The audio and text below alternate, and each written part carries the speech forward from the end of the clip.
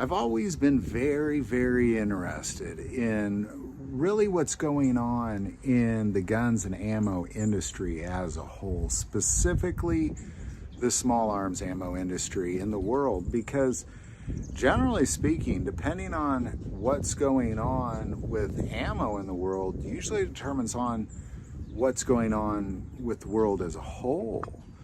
When I was in college, I majored in biology, and there's a book we had to read called Guns, Germs, and Steel, and it was ultimately written on the premise that whoever controlled the guns and who was immune to the germs and who controlled the steel controlled the world, as it might say. And so I strongly believe that however the ammo industry goes in the world is how civilization goes. Because civilization has been driven by those who are in power because of things like guns and ammo. All right, so I have this infatuation with this particular subject, and I also have a small interest on a personal level with the U.S. Army small arms ammo manufacturing plant at Lake City Ammo in Independence, because I grew up around here. And as a matter of fact, the very first range I ever went to was Lake City Ammo Range. And it's a place that has just kind of always been there, if that makes sense. So something that I've learned with that backstory, something that I've learned over the last really 3 years is that when it comes to civilian ammo coming out of Lake City Ammo from the U.S. Army, a vast, well, I don't want to say a majority, but the biggest chunk of civilian ammo comes from there. Like, nobody does more civilian ammo than they do. And this particular ammo has always kind of had this underlying threat. You know, is it going to be available? Is it not going to be available? Are they going to cut contracts? Are they not going to cut contracts? That kind of thing. And I've watched that very closely. And something that I've learned over just the last few years is they really need us. The U.S. Army needs to be selling ammo to civilians. Well, why? Well, for several reasons. One, money. But the biggest one is to maintain an operating status that is similar to a wartime operating status. You know, so they are following Vietnam. Lake City Ammo was just a big old rusty shell of a dilapidated ammo manufacturing plant. And it really wasn't until they started selling civilian ammo that they really ramped up production and were able to buy better machinery and better equipment, hire more people, that kind of thing. So they really need us, but I strongly believe that there are two scenarios that would cause the U.S. Army to immediately stop production of civilian ammo. Definitely stop selling civilian ammo. I think the production will continue, they just won't be selling it to us.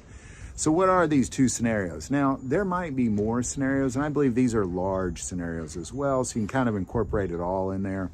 But the first one is war.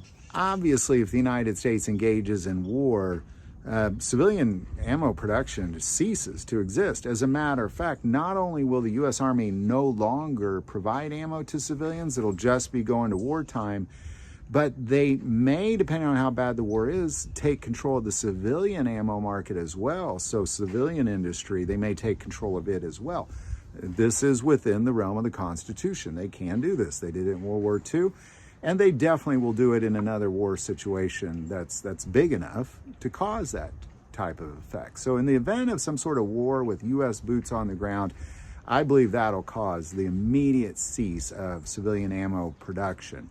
The second is really leaning on the government at all for ammo, and that's in the event of a tyrannical government. You know, the only thing really stopping a government from really overthrowing itself or another country overthrowing us is really the fact that there's so many darn armed civilians. Japan withheld from invasion for that reason, and I believe many leaders have kind of held their hands up and thought, well, maybe I won't cross lines because there's so many darn armed citizens. But if they control the ammo, you really kind of disarm the citizens when it comes down to it. When it comes to some sort of a civil war, you know, any sort of internal warfare, and whoever controls the U.S. Army is absolutely going to control the small arms ammo. And if that means that you're not on that side, you're not going to get any. They're going to immediately cease production for civilians. Now, I also like to kind of in an underlying way throw in that, you know, maybe certain leaders might just take the civilian ammo away with kind of slowly disarming, which I would still argue is tyranny. So there you go, man. Those are what I believe to be the two big ones. I would be curious. I'm sure there's a few I've mentioned. I've thought a lot about this. And these are the only ones I really see, you know, is American boots on the ground in a wartime situation. They will control the U.S. Army small arms ammo, and they'll probably control the civilian ammo market as well. Or just straight up tyranny, saying we're not arming the people that we're fighting against, the citizens. So there you go. Love to know your thoughts on it. If you have any other thoughts or any scenarios that you see where the U.S. Army would stop production of civilian ammo, put it below. But outside that, I think they need us. I think they definitely need us, and it'll be really a while outside of those two things before the U.S. Army even thinks about taking civilian ammo out of the market. So there you go. Again, any thoughts or insight, put it below. Do you want to take a moment, say most people watch the channel, hey, they're not subscribers, click that subscribe button. Greatly increases the algorithm and our ability to get these messages out. That link is below.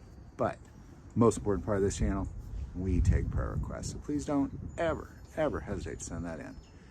Thank you for watching this episode of God, Family, and Guns. And as always, love God, love your family, and love guns.